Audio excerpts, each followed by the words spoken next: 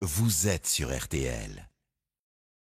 Il est notre remède à la morosité, sans filtre, sans interdit. C'est Laurent Gérard, les meilleurs moments de la semaine pour les auditeurs du week-end. Régalez-vous. Voici Laurent, voici Jade.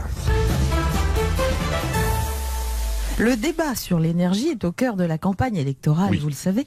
Emmanuel Macron semble avoir choisi son camp puisqu'il devrait annoncer dans quelques jours la construction de mini-centrales nucléaires. Rendons-nous à l'Élysée retrouver le couple présidentiel.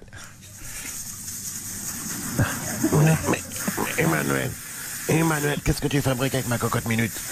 Mais Brigitte, je m'entraîne à fabriquer une mini-centrale atomique parce que le nucléaire, c'est mon projet. Mais tu deviens faux, Emmanuel. Arrête ça tout de suite. Tu vas faire sauter la baraque. Mais c'est vachement sûr mon truc, c'est comme de la vapeur. De la vapeur radioactive, oui. Regarde-moi ça. Ma couleur est déjà en train de tourner. Va falloir que je retourne chez Jacques Desange.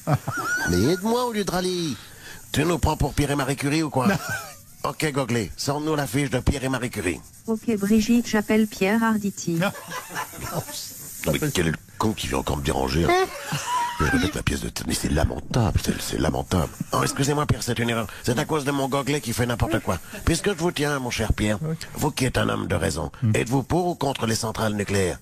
Mais c'est quoi encore là, ce sondage? Mais laissez-moi tranquille, enfin laissez-moi tranquille. Non, c'est parce qu'Emmanuel fait des expériences dans la cuisine. Je n'ai pas besoin de cuisine équipée. Foutez-moi la paix, mais c'est pas possible. Brigitte, ça y est, ma mini-centrale nucléaire marche du tonnerre. Mais quel con, on fait quelque chose, c'est pitoyable. Sortez-moi de là. On l'a sorti de là. Oh oui, non, ça l'a bien explosé.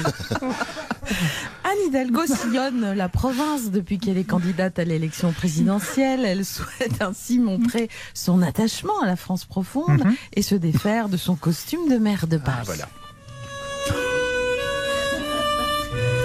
Nul doute qu'Yves Montand, alias le Papé, et Daniel Auteuil dans le rôle du Golin, les héros de notre saga provençale Macron des sources, sauront lui réserver le meilleur accueil possible. Ah non, pas doute.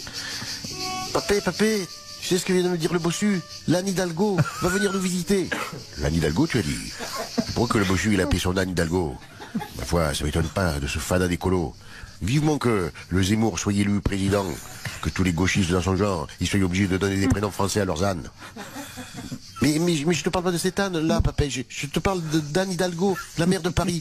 Comme elle est candidate à la présidentielle, elle vient nous voir pour qu'on vote pour elle. Oh, fan de chichon, le galinette. C'est cette Annès-là que tu me parles. L'heure est grave. Cours sur la place des Platanes et réunis Casimir, Antonin et Pique-Bouffigue au café du Mistral. On va lui présenter un joli petit comité d'accueil à l'Anne Hidalgo. Avec la fanfare du village, papé? Mais non, couillon. Avec des chevrotines. Tu m'entends, gagnette? Il faut pas laisser approcher l'Anne Hidalgo. Elle va nous saloper notre belle campagne. Tu as vu ce qu'elle a fait à la capitale? Pourtant, j'ai vu une photo dans le journal chez César le coiffeur. Elle a l'air gentille. L'air gentille, tu as dit? Fadaise.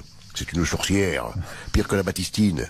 À la capitale, elle a transformé les bars à vin en bar à jus. Elle élève des rats. Même qu'elle a recouvert l'Arc de Triomphe avec une bâche. Elle serait capable de recouvrir la statue de Marcel Pagnol d'un sac poubelle. Et pourtant, dans le journal, elle dit qu'elle aime la nature. Et toi, Galinette, tu fais le gobi devant elle. La nature, il connaît rien.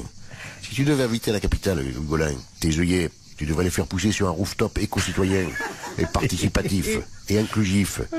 Ah, si l'Anne Hidalgo est élue présidente, elle te prendra ton tracteur diesel et tu devras labourer la terre en trottinette. Arrête, papé, tu me fais peur. Oui. Et tu crois que la sorcière, elle va battre Macron? Et si ton barbeau de Macron, il se méfie pas, elle pourrait bien lui prendre quelques bobos à Barbichette. Mais je veux pas, moi, parce que Macron, je l'aime Macron, je l'aime d'un amour que c'est pas possible, je t'aime Macron, je t'aime. Laurent Gérard, quel plaisir, c'est à écouter sans modération en podcast, évidemment sur RTL.fr ou via l'appli RTL sur vos smartphones.